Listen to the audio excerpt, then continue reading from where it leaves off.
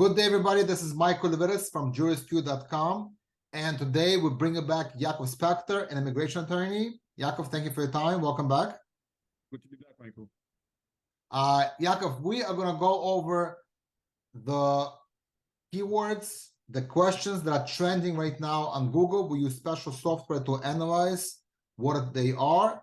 In our last session, we talked about ICE, and you explained so well what ICE is, what it stands for, what's their purpose, what you have to fear from ICE and not to fear from ICE. Now let's talk about the second most popular searched keyword on Google this month is, what is USCIS? Yakov, what is that? All righty. That's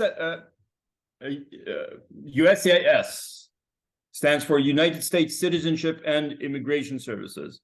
Okay, what some of us old immigrants know as INS. Right. Okay, and when in 1997, the United States did an immigration system overhaul, which sometimes we do have immigration reforms, as hard as it is to believe.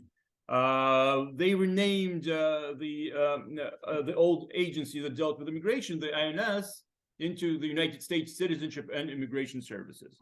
So a lot of people understandably want to know what it is, not so much what it stands for, but I guess what does it do? And yes, they will handle anything that has to do with immigration. Not everything, but a lot of things. Let's say you're here on the visa and you want to extend it. Okay, you probably want to extend your status. This is where you would do that. You want to switch your status from, let's say, a visitor to that of a student. You will apply with USCIS. You get married to a U.S. citizen and want to apply for a green card.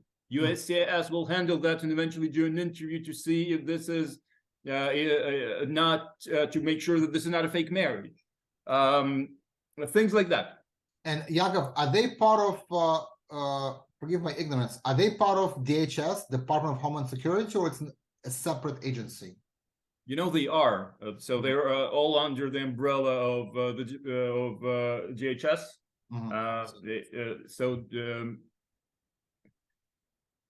Yeah, I'm pretty sure. Okay, and some there's some other agencies that are also technically speaking under the umbrella of DHS are Immigration and Customs Enforcement, and that's the enforcement part of our immigration systems. We talked about it in one of our prior videos, what immigration cops do.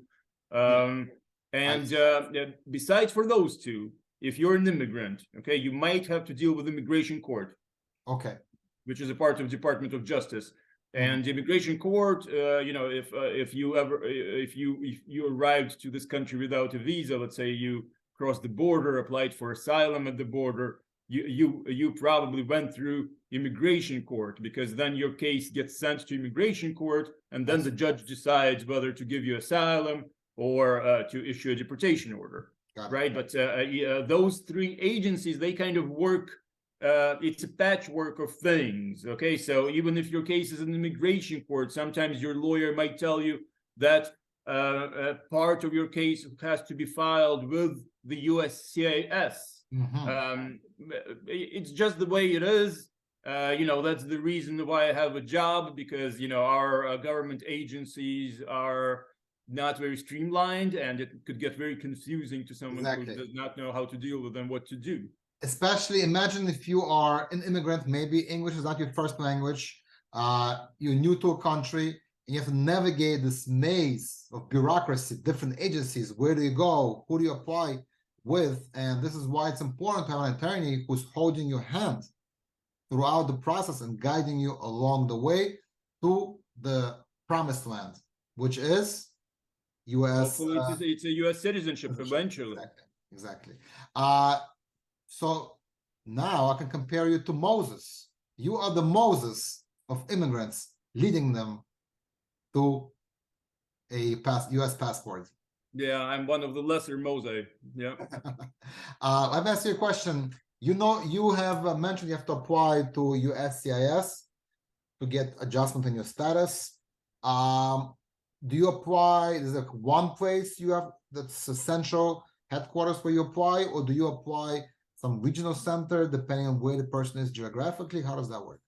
Oh, there are a lot of addresses when it comes to USCIS. Yes, they do have a few service centers, bigger service centers. Each city will probably have its own USCIS local office.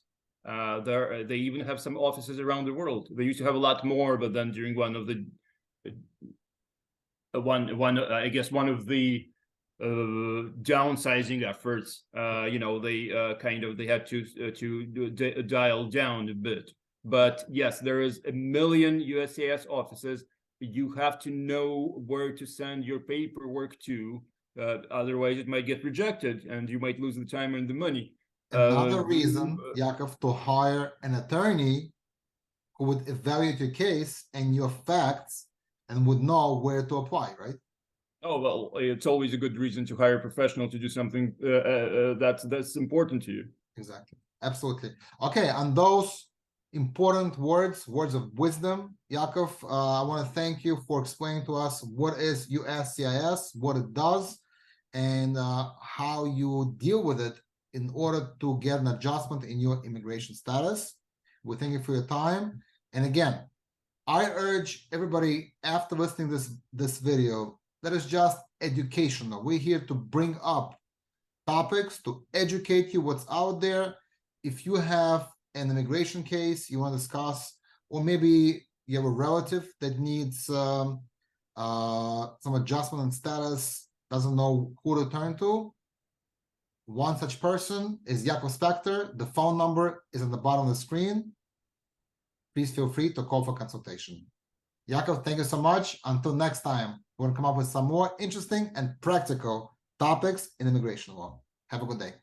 You too. Take care, everyone. Bye.